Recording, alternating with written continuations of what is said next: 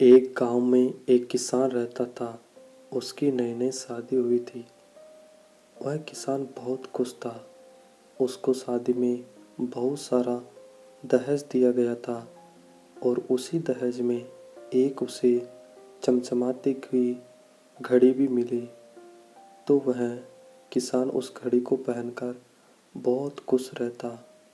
एक दिन ऐसे ही वह अपने खेत में जा रहा था और घड़ी को अपने हाथ में देख रहा था और बहुत खुश था। ऐसे ही दिन बीतता गया और वह खेत में काम करता और बहुत खुश रहता। अपनी पत्नी को भी बहुत चाहता था।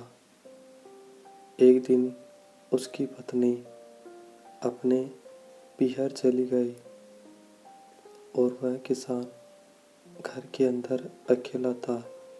तभी उसने देखा कि हाथ में घड़ी नहीं थी। फिर वह बहुत परेशान हो गया, बहुत ज़्यादा तनाव में आ गया कि मेरी घड़ी कहाँ चली गई। बहुत खुश रहता था उस घड़ी से, लेकिन वह मिली नहीं।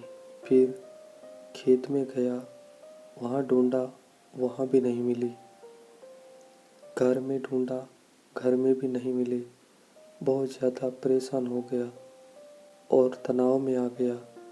और फिर बाहर आया घर के, तो बहुत सारे बच्चे खेल रहे थे। तब बच्चों ने पूछा कि अंकल क्या हुआ, आप परेशान क्यों हैं? तब उसने कहा कि मेरी घड़ी खो गई है और मुझे मिल नहीं रही है। मैं उससे बहुत प्रेम करता था।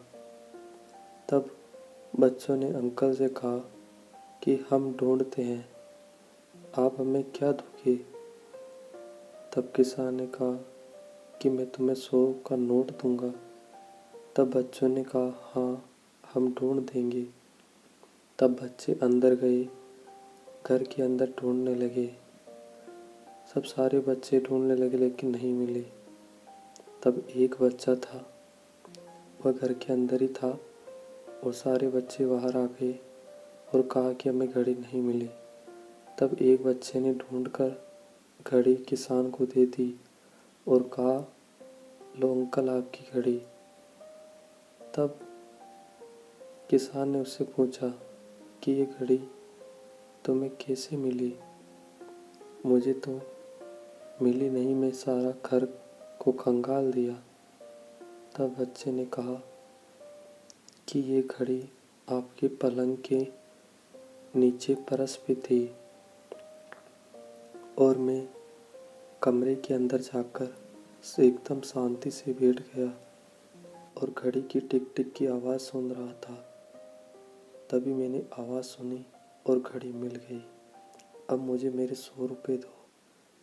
तब किसान ने बच्चे को 100 रुपये दिया और अपनी घड़ी ली। ऐसे ही हमारी ज़िंदगी में भी होता है दोस्तों। हम बहुत सारी ऐसी चीज़ें करते हैं जो कि हमें नहीं करनी चाहिए, लेकिन बाद में पछतावा होता है। हम जल्दीबाजी में निर्णय लेते हैं, फिर क्रोध में आते हैं, दूसरों को दोष देते हैं, तनाव में आते हैं।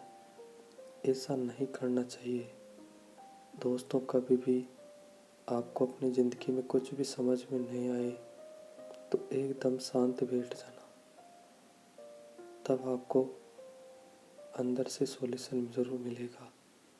यदि ये कहानी आपको अच्छी लगी तो लाइक शेयर सब्सक्राइब करना मत भूलना और हमें कमेंट करके ज़रूर बताना कि कहानी कैसी लगी।